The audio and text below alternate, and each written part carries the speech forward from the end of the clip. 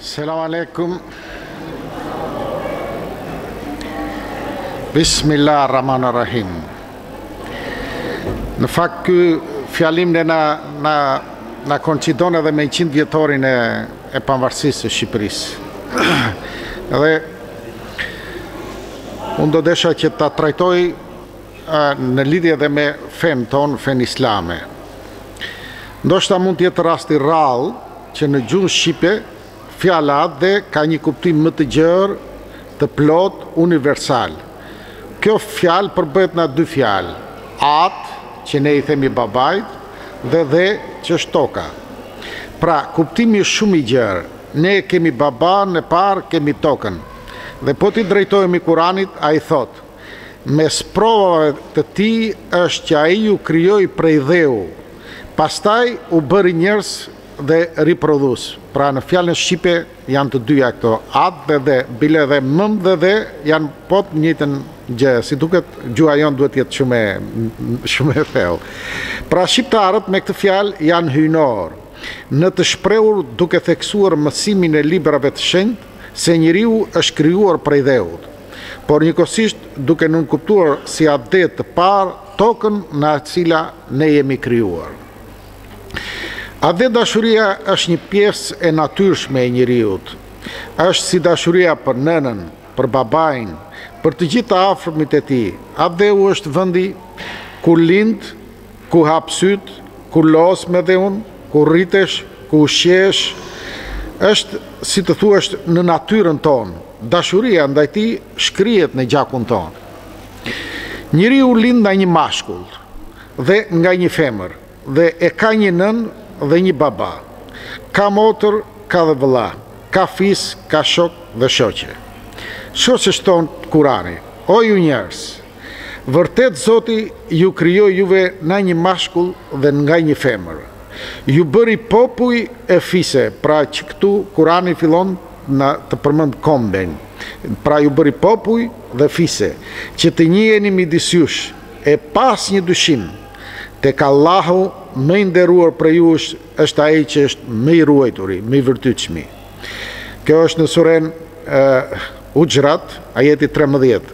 Ndërsa në një vend tjetër Kurani famlart thot: nga argumentet e krijuesit është krijimi i qiejve dhe i tokës, ndryshimi i gjuhëve dhe i ngjyrave tuaja. Vërtet në këto ka argumente për njerëz të ditur. Ky është shenja e Kuranit që në çdo vend thot duhet meditoni pse e ka thënë një gjë të tillë. Mësimi i parë po e marrim thënien e Kuranit. Është se vërtet Zoti ju krijoi nga një mashkull e nga një femër. Na tregon se të gjithë ne vim nga një baba e nën, dhe kjo kërkon që t'i konsiderojmë e t'i respektojmë të tjerët si vëllezër dhe motra. Dhe kjo tokë, ky planet është i përbashkët, është atë dheu ynë, dhe se dashuria jonë së pari duhet të shtrihet për atë dheun ton kombëtar, pra për të gjithë njerëzimin, edhe më tej pastaj edhe për njerëzimin dhe për tërë planetin, sepse vijnë nga një tokë dhe nga një baba. Një mësim ky me përmasa planetare që çdo musliman duhet ta ketë parasysh. Një mësim ky që Islami ja jep njeriut ta ketë si mësim gjatë gjithë ekzistencës së tij në këtë jetë. Një mësim që duhet i bëjë njerëzit më paqësor dhe të respektueshëm për gjithë rasat dhe popujt e botës, duke kujtuar shpesh që vim nga një baba. Ky koncept parandalon urrejtjen për të tjerët, egon, mizorin për luftrat midis nesh, lakmin dhe bën njerëzimin dhe shoqërinë më të mirë. Pra Kurani ka dhënë një mësim shumë të ndritur për marrëdhëniet tona me gjithë komet, pra sepse vim nga një baba. Mësimi i dytë tregon për kombin dhe adheun. Kurani thot: ju bëra popull dhe fise. Pra Kurani famlart na mëson se pas dashurisë për tërë njerëzimin dhe për planetin vjen dashuria për adheun dhe kombin. Tek shpreha popull dhe fise, pra është ndarja në kombe dhe në popull. Ndoshta ka shumë argumente për grupimet dhe kombet që sot janë në botë, por e rëndësishme është që Kurani na mëson se kjo ndarje është prej Zotit dhe në dijen e tij është pseja. Ai vazhdon të na bind për ata që flasin të njëjtën gjuhë e që kanë të njëjtën pamje dhe ngjyrë. Pra, Kurani thonë ndryshimi i gjuhëve tuaja dhe ngjyrat tuaja janë argumente për njerëzit e ditur. Pra ky është një përkufizim i sakt për nocionin e kombit. I vendosur 1500 vjet përpara. E që në esencë edhe sot është po ky për kombet. Pra kombet dallohen nga ngjyra në kryesore dhe nga gjuhët. Pastaj të tjerat i merr gjatë rrugës.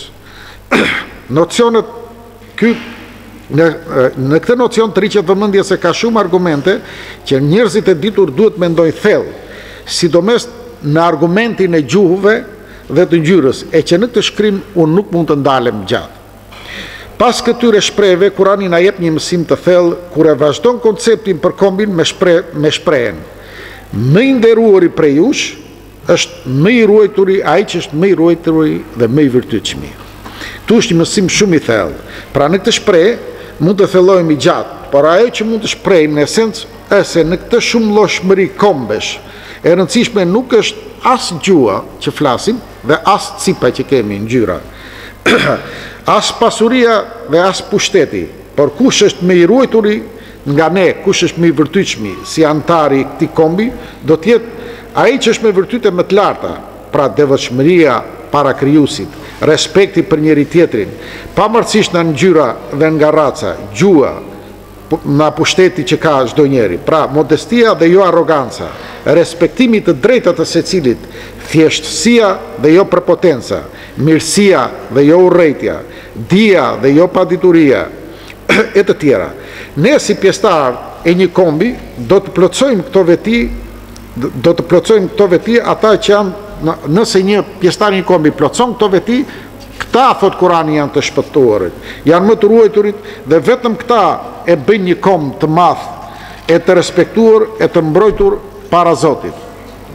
Para Zotit, pavarësisht nga gjuhët, nga ngjyrat, ne jemi të barabartë. Më i miri është ai që është më i virtytshëm. Kjo detyron popujt e fiset që të konsiderojnë njëri tjetrin të barabartë, të vëllezër dhe të respektojnë më shumë atë që është më i ruajturi. Ky mësim është i mëshiruar në tërë historinë njerëzore dhe ka shembuj se ato kombe që kanë zbatuar këto porosi të Perëndis, Perëndia i ka nderuar. Perëndia ata kanë mbijetuar gjatë, ndërsa ato kombe që kanë kaluar këto kufi të sëmirës janë bërë të keq, janë dëshkuar hidhur nga Zoti. Ky mësim është edhe për kombin ton, që herë na ka ruajtur dhe herë edhe na ka dëshkuar edhe për disa të meta që kemi si mendimadhsinë, burrjen, egoizmin, përgojimin dhe idhujtarin, të meta që kohët e fundit kanë marrë për masa më të mëdha e që ka sjellë si pasojë dhe prishjen e familjes, fitimin haram, tradhtim bashkëtorë, humbjen e respektit për familjen dhe të moshuarit. Dëshkimet nuk kanë vonuar, ka shumë njerëz që vuajnë sot nga pasiguria, ka rritje të kriminalitetit, vrasje për pasuri dhe lakmin, rritje të vuajtjeve nga sëmundjet të tyre njerëzve që bëjnë këto mëkate, edhe sidomos për masa më të gjera të hakmarrja. Prandaj, atë dashuria e pashoqëruar me mirësinë e dashurinë për njëri tjetrin nuk është atë dashuri, por e bën atë dhun tënd në një parajs e kthen në një ferr të vërtet, duke i detyruar njerëzit ta braktisin atë. Siç po ndodh edhe kohët e fundit, ka disa shqiptarë që e lënë vendin e tyre ose lënë trojet, tokat, burimet, zabelet e tyre të fshatit e vinë në qytet të mbyllur, të izoluar nga drita e natyrës mrekullueshme për hir të lakmisë dhe të marrosjes pas kësaj bote. Të dyja jetet e mësipërme të Kuranit na tregojnë se Zoti e krijoi njerëzit në kombe, i dalloi në ngjyrë dhe në gjuhë dhe kjo është një nga mrekullitë e tij. Për ta bërë këtë botë sa më universale, ashtu si shikojmë që ka lloj-lloj lulesh, lloj-lloj barësh, lloj-lloj frutash, ashtu i ka bërë dhe njerëzit. Ky universalizëm ndodhet kudo në të gjithë gjallësat e Zotit. Ka krijuar me shëndetshmërinë e bimëve, të pemëve, të frutave, të shpendëve, të kafshëve, të luleve, duke bërë botën më të bukur dhe më të harmonishme. Që kur lind njeriu lind për të qenë i lirë.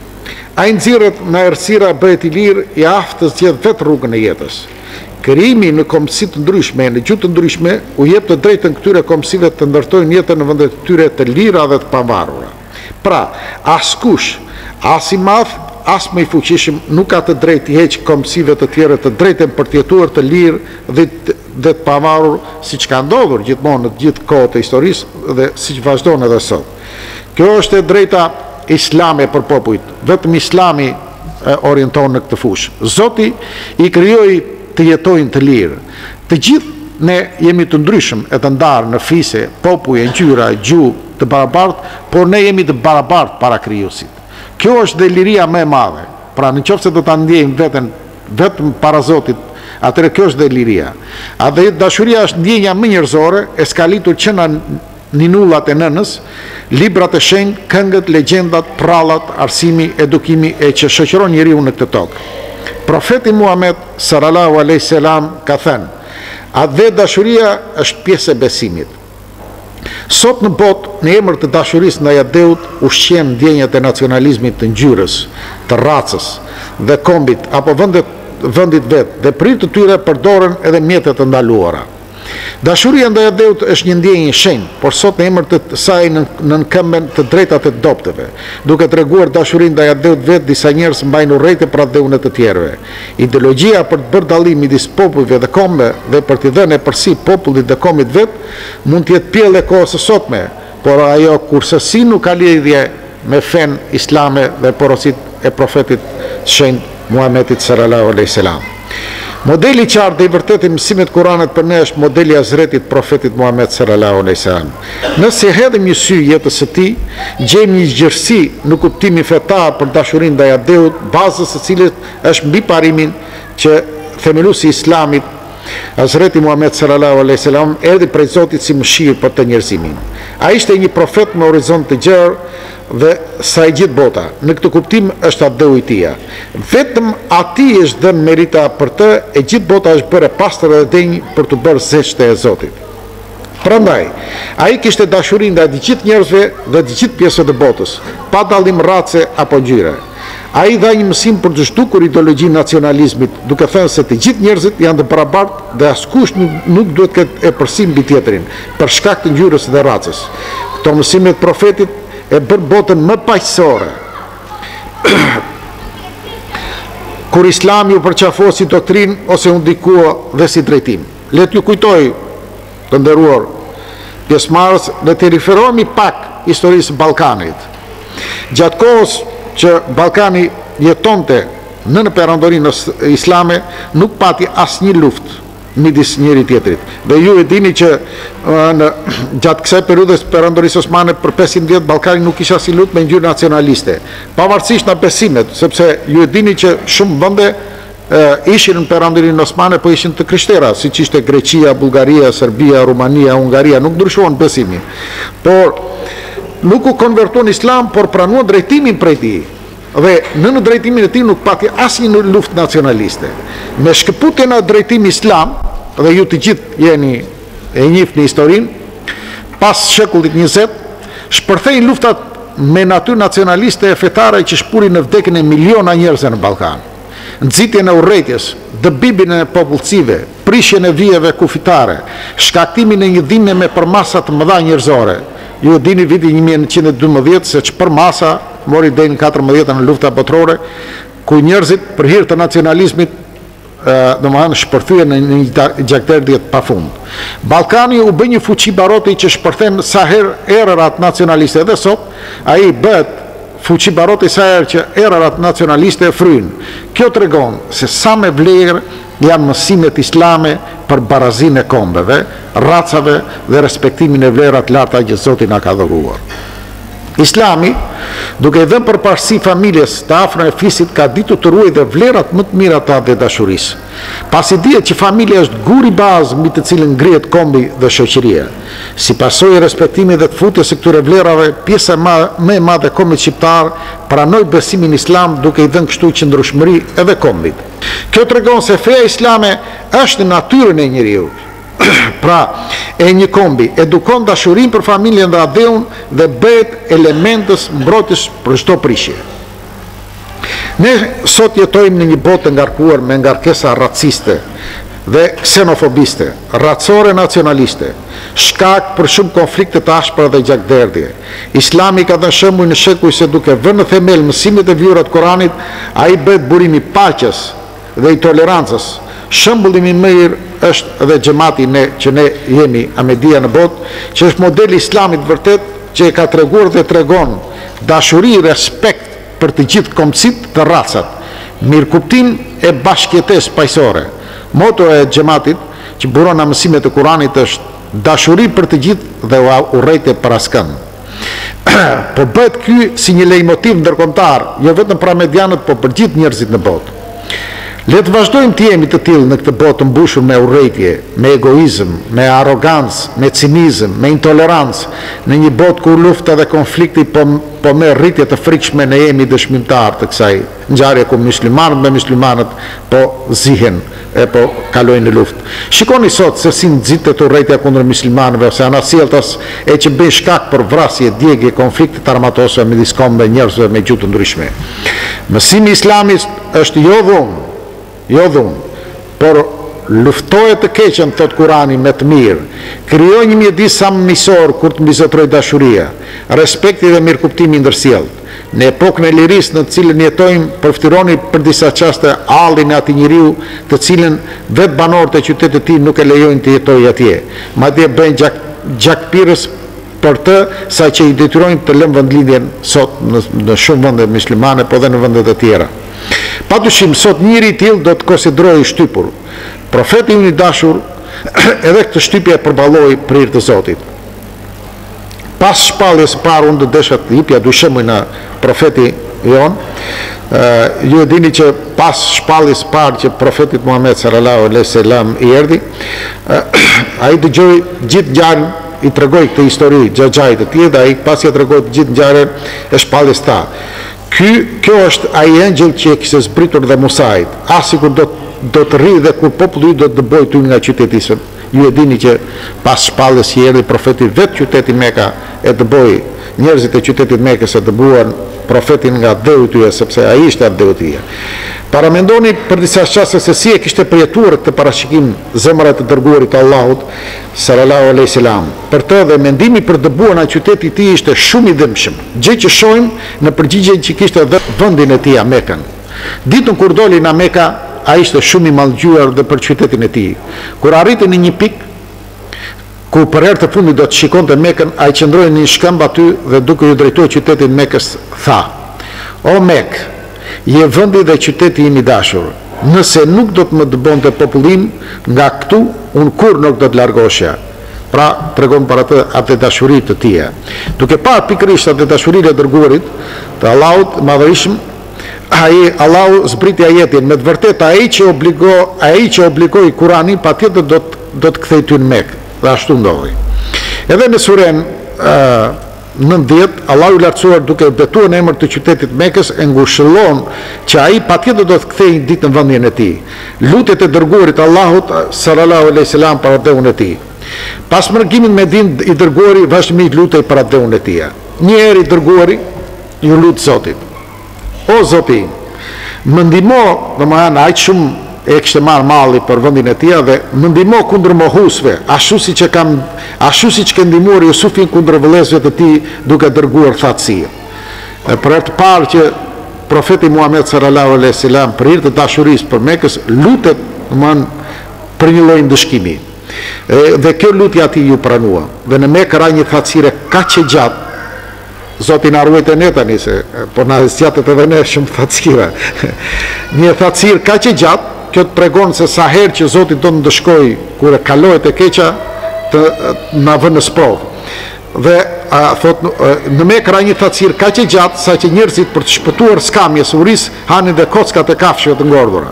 Mekasit u friksuan shumë dhe në kjo gjendje dhe e dinin shumë mirë fakti që Muhamedi sallallahu alaihi wasallam kishte lidhje me Zotin e lartësuar dhe i kërkuan që ta ndryshonte këtë. Kështu që Ebu Sufjani u gjente tek i dërguari dhe i tha: "O Muhammed, populli yt po shkatërrohet. Lutju Zotit për të që të bjerë shi dhe të largohet thatësira." Ajo që edhe Imam Samadi tha që lutjet e njerëzve që besojnë thellësisht në Zot, Zoti i dëgjon. I dërguari Allahut sallallahu alaihi wasallam së pari u ndërgjegjësua dhe ai bëri lutjen.